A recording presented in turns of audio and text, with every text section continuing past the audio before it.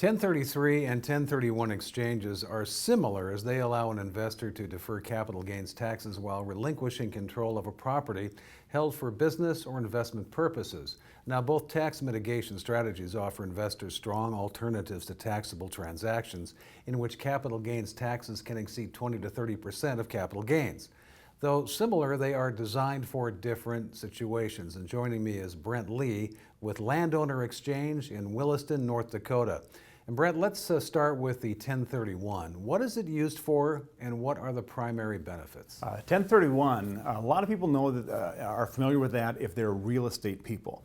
For the rest of us, it's a very little known piece that seems to be a little complex. The 1031, what it's really designed for is to help somebody who is a landowner or some sort of investment real estate piece when they're doing a voluntary transaction that otherwise they'd sell it, do an easement on it, a pipeline on it. It would trigger some sort of a capital gains taxable event. So it's a tool the IRS gave us, actually put in the tax code in 1921. So it's a way to defer that by simply exchanging one piece of real estate for some other real estate investment that's similar. It's a fantastic tool, and unfortunately it's not used the way that it should be or as often as it should be, and it applies to a lot more situations than people think. Now, explain what a DST is and how is that used as a replacement property? DST stands for Delaware Statutory Trust. It was actually created kind of a joint project with the IRS and the financial advising profession back in the early 2000s. It was done so that there'd be a structure so that someone who owns a piece of real estate that doesn't necessarily want to go buy some other piece of real estate, whether it's farmland or sell one rental house to just turn around and buy another rental house that maybe has similar headaches. So it's a way for investors to go into a piece of basically a securitized investment with a bunch of other investors around the country into specific properties. So it's passively owned, no muss, no fuss, no tenants, no toilets. It's a fantastic vehicle, and it's actually perfect for people that oftentimes aren't thinking about a 1031 exchange. The people that I talk to that are thinking of a 1031 exchange, they already have something in mind they want to buy. The DST is the perfect answer for the people that are, I want to get out of this piece of property for whatever reason, but I don't really want to go into something else. This provides them a way to actually do that in a way that provides nice monthly income, a stable conservative investment, and then of course, the most importantly, complete tax deferral. So we're not paying any of the capital gains taxes. We get to keep the money that we would be sending to the IRS, keep it invested, keep earning, and growing that money as well. Now, do replacement properties always have to be like kind? That is a great question. There's a lot of definitions of like kind. Most people think it's farmland to farmland or apartment complex to apartment complex. Really, we use a broader definition of that. Any sort of investment property is like kind to another investment property. As long as it's something that's investment property to investment property, it works, and the DST actually works in every situation. We've never had an issue where that's been challenged or had a problem with that. Our clients love it.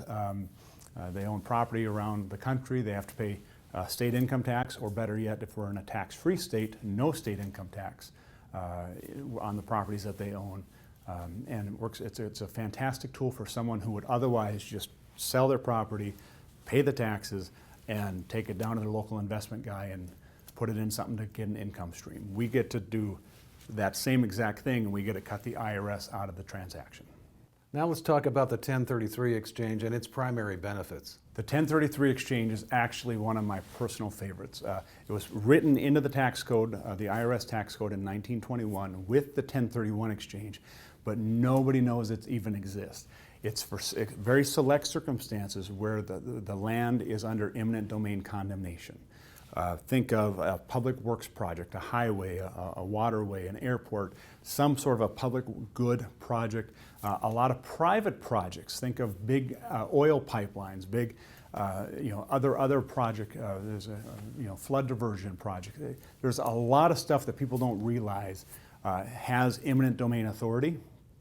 The guidelines are much broader, much more forgiving. In my mind, it's actually one thing I really strongly feel the IRS did right, and it provides those landowners who really don't have a choice. Their land is being condemned, whether it goes to court or they get a big check and they race to the bank to cash it. They are getting their land taken from them, and it's an area that It really allows them to have a fantastic tax answer to a land sale that they really didn't want in the first place. Who's the ideal client for using a DST in an exchange? The ideal client, actually, what I tell people is it's the person who's not even thinking, they don't want a 1031 exchange. I don't want to do a 1031 exchange because in their mind, that means they have to buy other piece of real estate.